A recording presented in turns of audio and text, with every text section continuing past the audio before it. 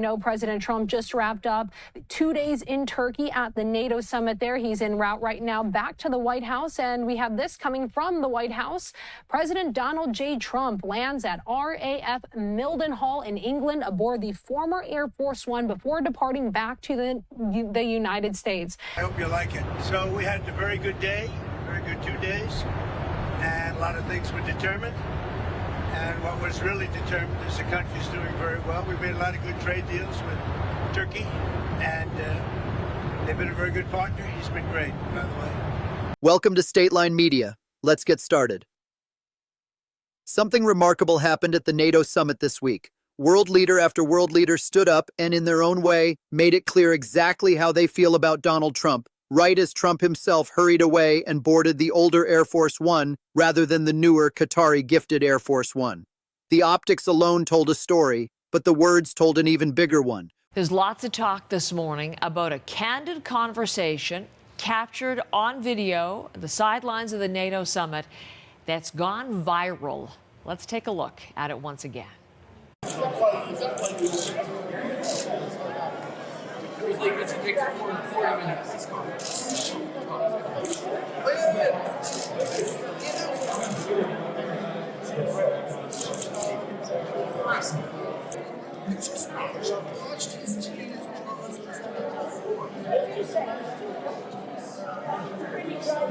We heard directly from the Prime Minister of Denmark. We heard from the Prime Minister of Spain. We heard from the President of Finland. We heard from the Prime Minister of Canada. Leader after leader in country after country used this summit as a moment to say out loud what they actually think of the American president. And it did not stop at words. NATO's Support and Procurement Agency, NSPA, was reported to have awarded the contract to replace the Boeing E-3A Sentry fleet to Sweden's Saab and Canada's Bombardier, according to French defense publication La Lettre. The two companies will supply the Global Eye platform to replace all 14 aircraft currently operated by the alliance. However, the decision has yet to be formally confirmed. Saab stated that it has neither signed a contract nor received an official order from NATO for Global Eye. What's happening right now represents a genuine break from that assumption, and it is playing out not through angry press releases, but through the much quieter, much more consequential language of procurement decisions and defense contracts. The clearest example is the new NATO agreement with the Saab Bombardier Alliance to build AWACS aircraft. For context, the United States currently flies the E-3 Sentry, an aging airborne early warning aircraft built by Boeing, the same type of plane that took a serious hit from Iranian action recently.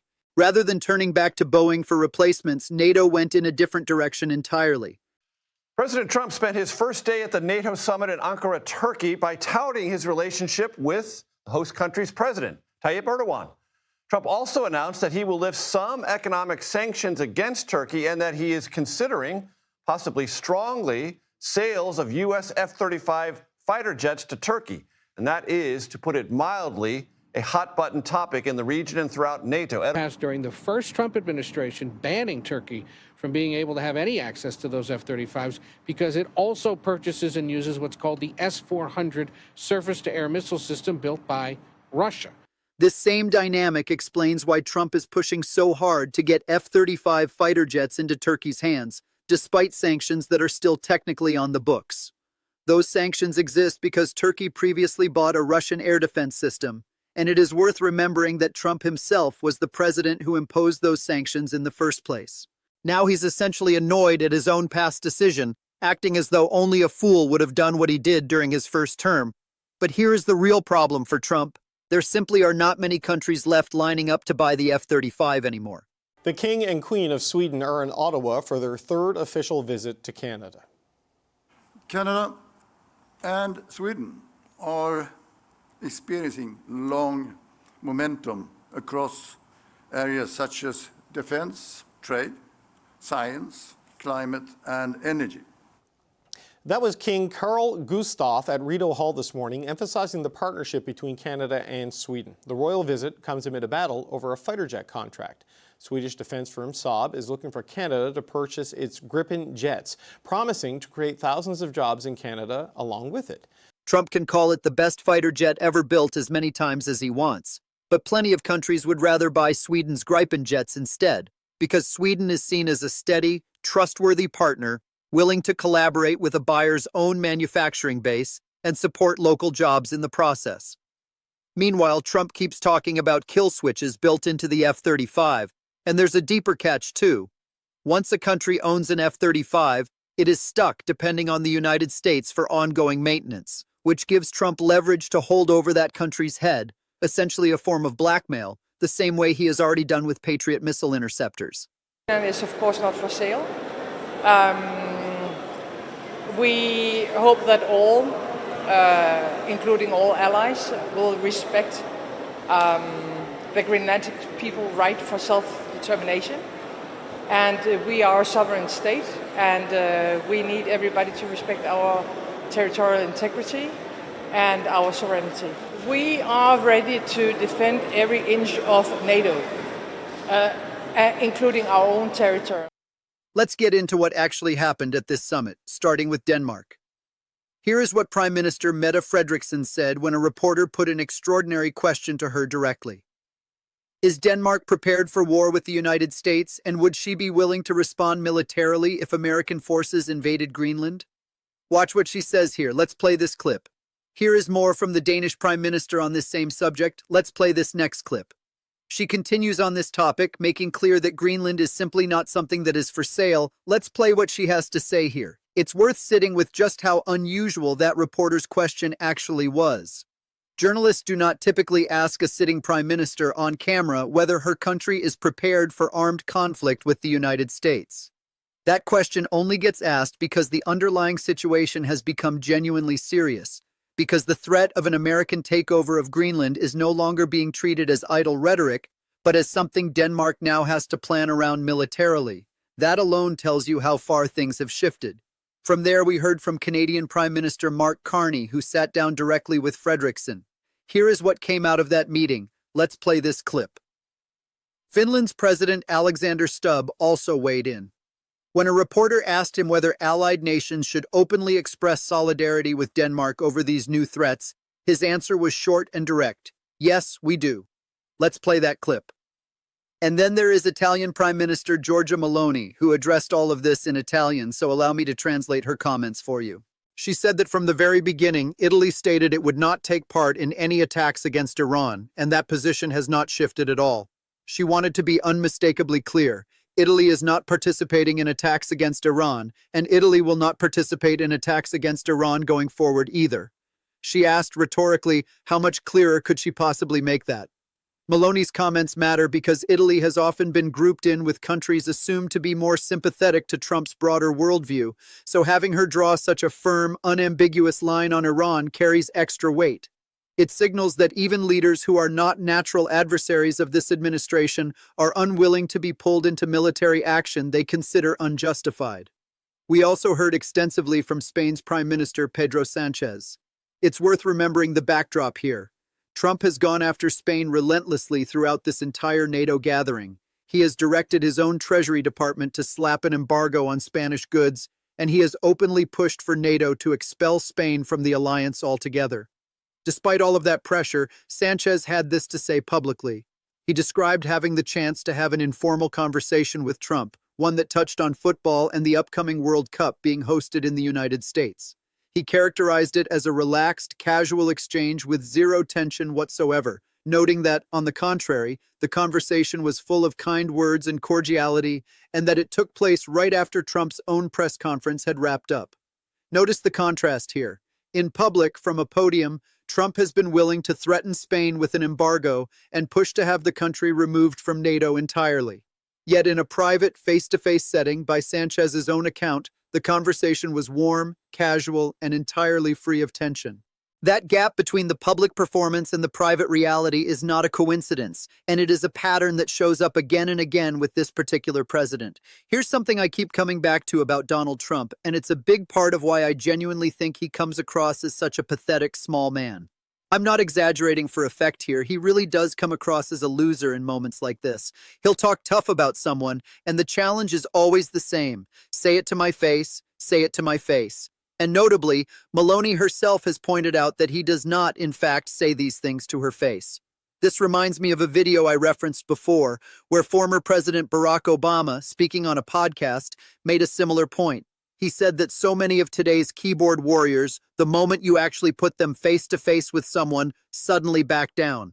Obama described himself as a face guy, someone who tells people if you want to say something, say it to my face, and then added quite plainly that he sure as hell would.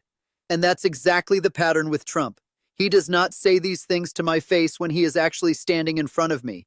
That is the core issue here. You go out and publicly attack a proud country like Spain, you attack its prime minister, you attack its people, and then the moment you are physically standing in front of that same prime minister, the tone completely changes. So if that's genuinely how you feel, air it out. Actually air it out. I'm not saying this to be cute about it either. If you want to present yourself as a tough guy, then actually man up and say it to his face, Donald. Go say it directly to him. Man up and say it to his face. And to be clear, I don't mean that as some kind of gendered insult. It's simply pointing out that this behavior is pathetic. It brings to mind something Hillary Clinton once said along similar lines, essentially telling people to woman up, warning that if you don't stand firm, authoritarian figures like this will run right over you. He is weak, and importantly, this isn't even weakness dressed up as strength, it's weakness dressed up as pure weirdness. This is really the through line connecting Denmark, Spain, Italy, and every other country dealing with Trump right now.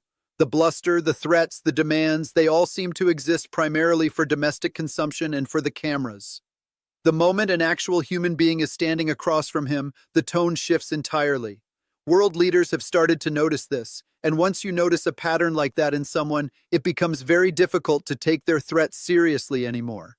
Sanchez went on to expand on Spain's position within NATO more broadly, saying that while Spain may be geographically distant from both Russia and the Eastern Front, and similarly distant from the Middle East, the country remains deeply committed to its allies and to the core values and goals that originally led to the founding of both the European Union and NATO. He described Spain as a peaceful nation, one dedicated to peace as a principle, while still being a dependable ally in practice. He pointed out that Spain meets its capability commitments, meets its deployment commitments, continues to stand behind Ukraine, and fulfills its responsibilities both along NATO's eastern flank and throughout the Mediterranean region. Sweden's Prime Minister Ulf Kristersson also spoke while in Ankara, and here is what he had to say. Let's play this clip. Here's additional commentary from Kristersson on the same subject. Let's play this next clip as well. Sweden's position here ties directly back to the Gripen jets mentioned earlier. As a relatively new NATO member, Sweden has positioned itself as a reliable alternative supplier at exactly the moment when countries are looking for options outside the traditional American defense pipeline, and Kristersson's comments at this summit only reinforce that positioning. There's also a piece of reporting worth bringing in here about a meeting that took place back in January, one that only came to light more recently. According to journalist Wes O'Donnell, 30 separate European leaders gathered behind closed doors in Brussels in late January. No phones were permitted inside the room, no aides were present, no cameras were rolling, just a 5-hour conversation focused entirely on one central question. How do you manage a breakup with the United States? Around that same period, on the specific matter of Greenland, French President Emmanuel Macron stated plainly that France was drawing a line there. By that point, French troops had already been deployed to Greenland alongside Danish special forces, reportedly preparing for the real possibility of confronting American troops and entering into open conflict with the United States. At this NATO summit specifically, Trump reiterated his continued desire to seize Greenland outright and strip away its sovereignty. As O'Donnell describes it, what the United States is doing here amounts to a form of strategic vandalism, and it represents a genuine disgrace toward the very allies who fought and bled alongside America throughout the world wars and in every conflict since. Think about the framing O'Donnell used there, a breakup with the United States. That is not the language countries typically use about a security alliance that has held for more than 70 years. It is the language of people who feel they are being forced to plan for a future in which their historic partner can no longer be counted on, and who are having to do that planning quietly, without phones, without aides, without any of the normal trappings of a diplomatic meeting, because the stakes are considered that serious. There's a commentator who goes by Gandalf who offers an interesting angle on all of this. He points out that even as Trump stood there threatening NATO, threatening countries in Ankara, once again pushing to take over Greenland and attacking Canada, something else entirely has gone largely unnoticed.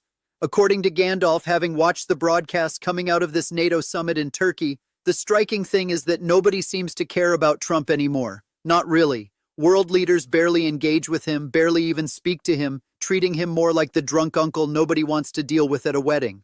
Meanwhile, European nations and Canada are quietly going about their business, routing every single military contract they can toward European and Canadian defense industries instead. Billions upon billions of dollars in contracts that would have historically gone to American companies are now flowing to virtually anywhere except the United States. Trump had spent years demanding that Europe pay for its own defense, and now, somewhat ironically, that is exactly what's happening. But according to Gandalf, the real punchline isn't that people are laughing at Trump anymore, it's something far more damaging than mockery. They have simply stopped listening altogether. The alliance that Trump has repeatedly threatened to abandon has, in a very real sense, already moved on without him. Meanwhile, NATO Secretary General Mark Rutte has taken an almost flattering approach in public, essentially telling Trump how good he is, thanking him, and encouraging him to keep saying he hates NATO, because according to Rutte, that's precisely what makes the alliance stronger. A Danish reporter picked up on this exact dynamic and framed it in a way that captures the mood of the entire summit far better than any official statement could. Here is what that reporter had to say. Let's play this clip. Rutte's approach is worth pausing on too. Rather than confronting Trump directly, he has chosen a strategy of almost exaggerated flattery, agreeing with him, thanking him, even encouraging him to keep criticizing NATO. It's a subtle but telling move. Rutte seems to understand that Trump responds to praise more than pressure, and rather than fight that instinct, he's decided to use it, all while NATO quietly continues building out its independence from American supply chains in the background. You could see just how uncomfortable and out of place Donald Trump appeared while standing alongside other leaders at this NATO gathering. This next clip shows him directly attacking Spain, and you can hear it for yourself. Let's play it. Before wrapping up, there's one more item worth flagging here, and this one comes as a scoop straight from the Jerusalem Post, shifting the focus away from Europe and toward a very different part of the world entirely. According to reporting there, Saudi Arabia is currently advancing a plan designed to sideline Israel entirely from the India-Middle East-Europe Economic Corridor, a project also referred to as the Peace Railways Initiative. The plan reportedly involves rerouting the entire corridor through Syria rather than through Israel, according to two separate sources who spoke with the Jerusalem Post. Taken all together, what you're seeing across this NATO summit is not a series of isolated incidents, it's a pattern. Denmark preparing for the unthinkable over Greenland, Spain absorbing threats in public while receiving warmth in private, Italy drawing a hard line on Iran, Sweden, and Canada positioning themselves as reliable alternatives, and behind all of it, billions of dollars in defense contracts quietly migrating away from the United States. Whether or not any of this changes Trump's approach, the alliance itself appears to be adapting around him, building redundancy, building alternative suppliers, and building a version of NATO that no longer assumes Washington will always be the dependable center of gravity it once was. That shift may end up being the most consequential story to come out of this entire summit, more than any single quote or any single clip. It's easy to focus on the theater of it all, the awkward body language, the pointed questions from reporters, the viral moments from press conferences, but the real story is happening in the background, in defense ministries and procurement offices across Europe and Canada, where decisions are being made right now that will shape the alliance for decades to come, long after this particular summit has been forgotten. Keep an eye on the contracts, keep an eye on the procurement announcements, and keep an eye on which countries are quietly signing new defense deals with each other rather than with Washington, because that, more than any headline out of this summit, is where the real consequences of this moment are going to show up first. Don't forget to like, subscribe, and hit the notification bell for more updates from Stateline Media. Thanks for watching.